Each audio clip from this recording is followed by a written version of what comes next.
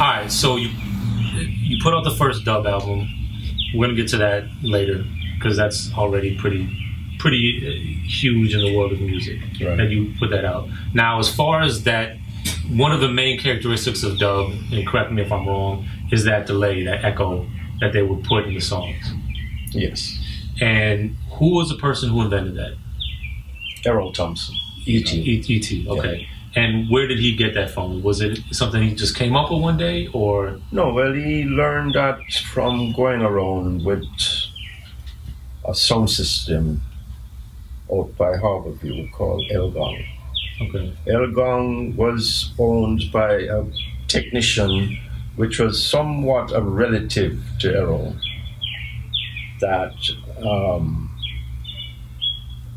do a lot of modifications to the sound system. And when you go out on a given weekend and you play with a dub plate or a new 45 that just came out,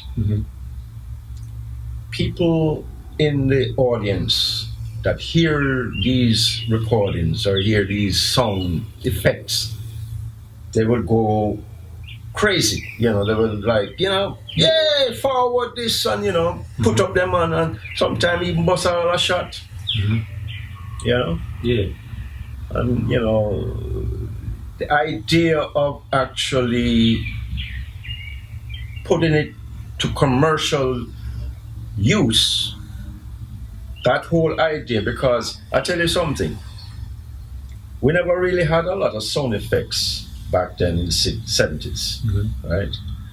I remember, right, young guy, young producer, Errol would take all the microphone standing up and carry it into the toilet and put the mic, not into the water, but put it to a point where when you flush the toilet and get shh, record that and put it in a dub and brush up all some buckle and throw some blood clotting and get all them sound effects.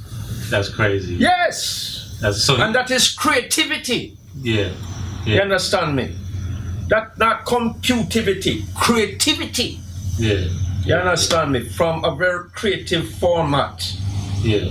You know what I mean? So that was So basically, E.T. was taking the sounds you would hear in the sound systems. They were putting these cool echoes. Oh, yes. And the crowd would go crazy. And he said, man. "Let me take that, bring it in the studio." Sometimes rewind all that tape back way.